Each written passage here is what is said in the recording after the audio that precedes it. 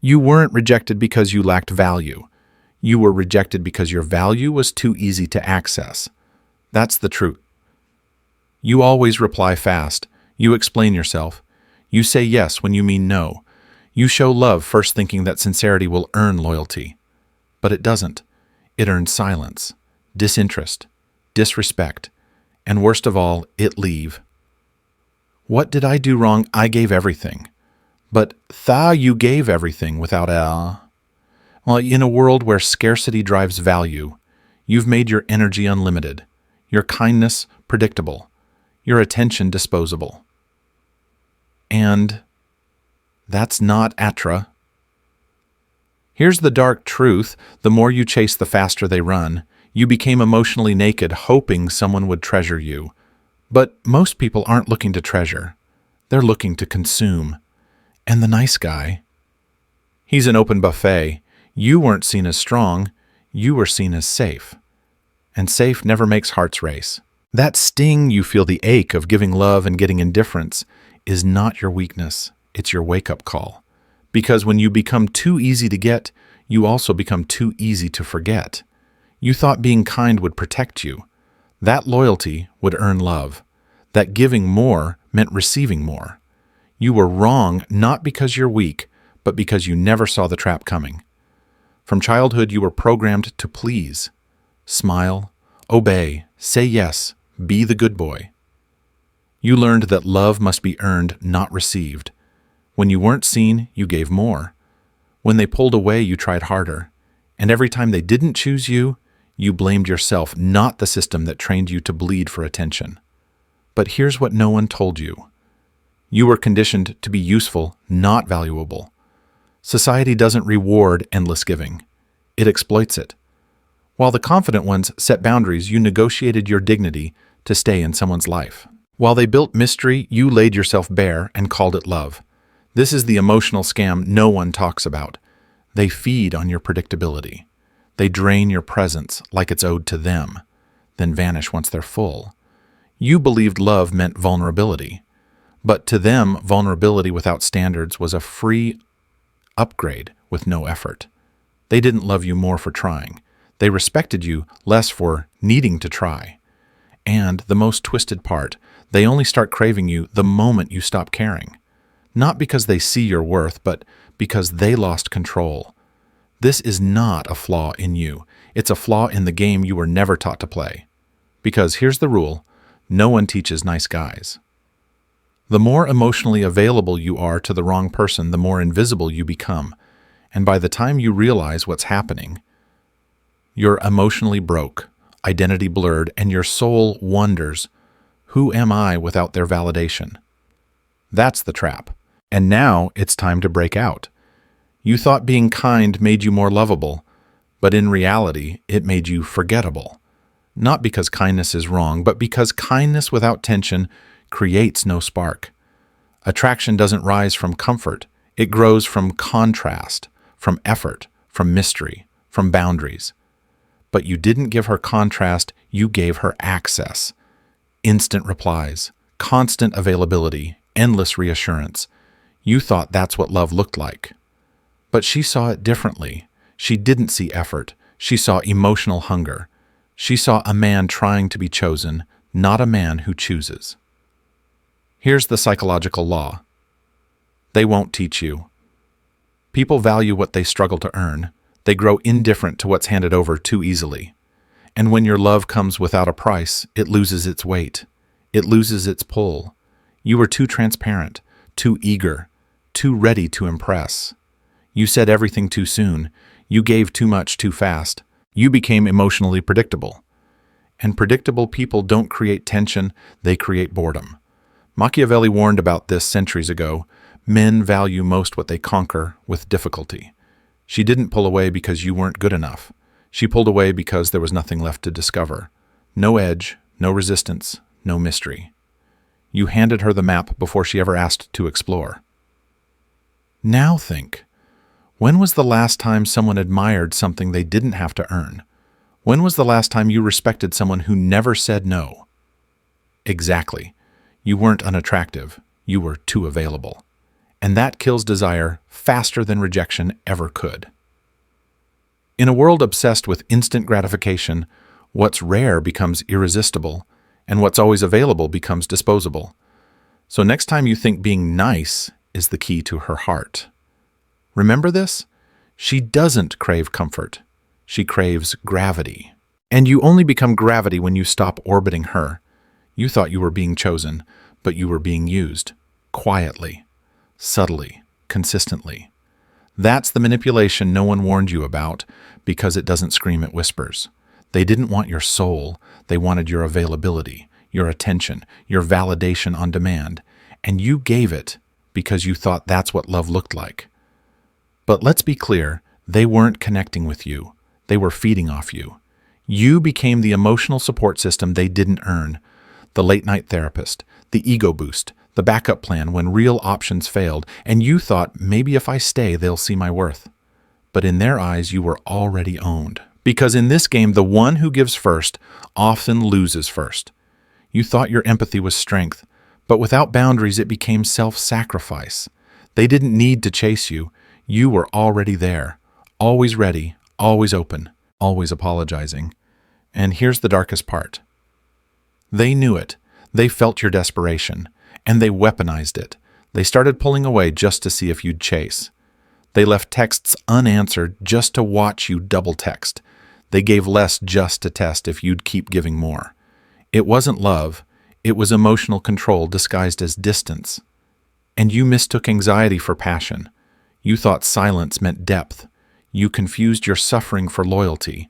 But it was all a script, one you didn't write, but one you kept performing in.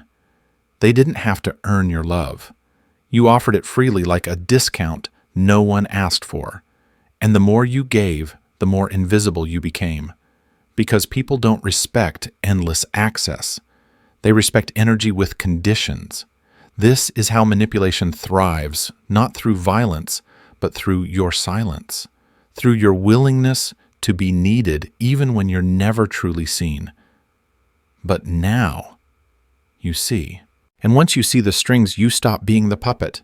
You think you're being kind, but what you're really doing is slowly erasing yourself. Every time you say yes when you want to say no, every time you shrink to avoid conflict, every time you sacrifice your time, your energy, your peace just to be accepted, you pay a price.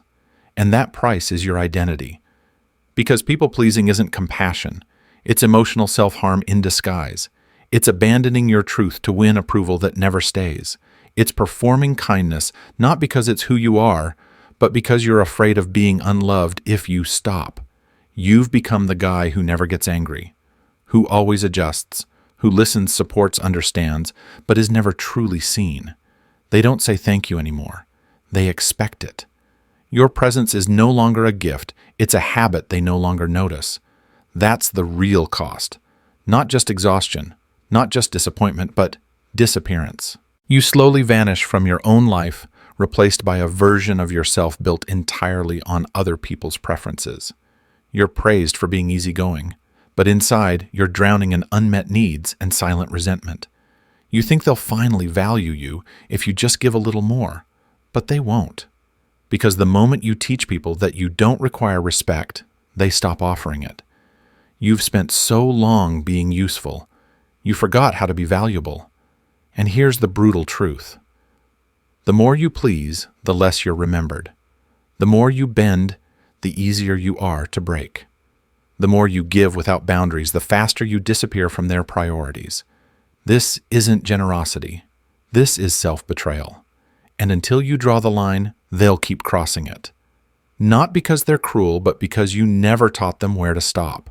So the next time you feel guilty for having standards, remember, respect is never earned through sacrifice. It's earned through self-respect. You've spent your life trying to be liked. Now it's time to be respected, not by demanding it, but by reclaiming yourself. The shift isn't about becoming cold. It's about becoming clear. It's not about caring less. It's about caring selectively. Because love without boundaries isn't noble. It's naive. You don't need to stop being kind. You just need to stop being accessible to people who haven't earned it. Being a good man doesn't mean being everyone's doormat. From now on, your presence is no longer a free sample. It's a private invitation only extended to those who show value, respect, and effort. You don't chase, you attract. And you attract by becoming magnetic, not available. The sovereign man doesn't beg to be seen. He builds a world so focused, so purposeful, so rare people ask to be part of it. He doesn't explain his worth. He embodies it. He's still generous, but with standards. He's still empathetic, but not exploitable. He's still warm, but not open 24/7. You're not becoming mean. You're becoming dangerous in your restraint. Because a man who knows his value doesn't negotiate it. He doesn't overstay. He doesn't overgive. He doesn't over-explain. He walks away with dignity when his energy is taken for granted. That's the shift. You go from reacting to commanding.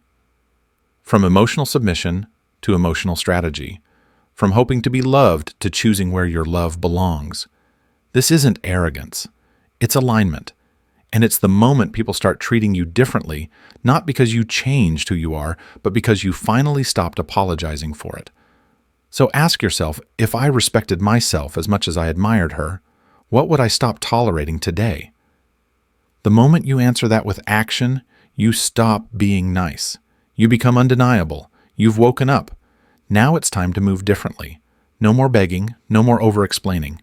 No more bleeding for people who offer you crumbs. From this moment forward, you live by new rules, not to play games, but to protect your energy like it's gold. 1. Stop over-explaining. Let silence speak.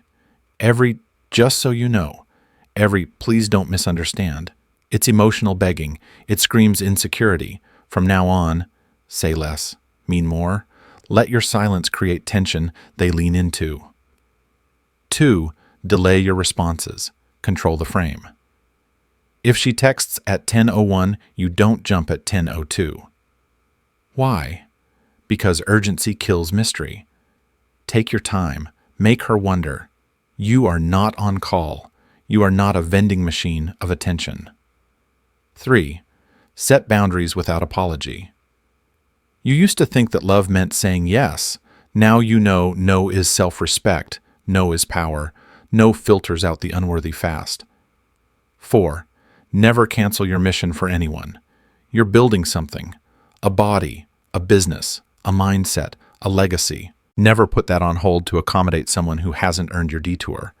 Your time is not a donation, it's a standard. 5. Stop apologizing for existing. You don't need to soften your tone. You don't need to shrink your truth. You don't need to explain your vision to those who were never meant to understand it. You are not here to be chosen. You are here to choose. And if someone can't meet your new standard, let them leave. Because when you live by these rules, you stop chasing love, and love starts chasing you. Not because you need it, but because you've become the kind of man people can't forget even after they walk away. So now you know you weren't too kind.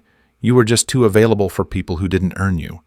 And the real question was never, why don't they value me?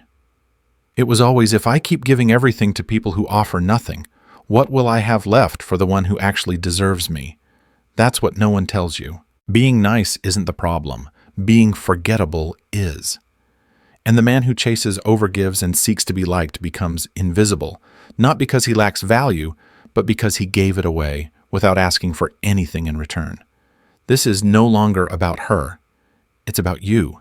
Your energy is sacred. Your presence is currency. And your peace is not for sale. From now on, you don't chase. You don't explain. You don't wait around hoping to be seen. You become the kind of man who walks into a room and shifts the frequency. Not by shouting, but by being still. Not by demanding attention, but by embodying value so real it can't be ignored. You are not the man who bends anymore. You are the standard. You don't ask to be loved. You build a world so rare, so focused, so unapologetically yours that others want to be part of it. You've stopped performing. You've stopped proving. You've started becoming. This is what it means to be sovereign. And the ones who once overlooked you, they'll feel it.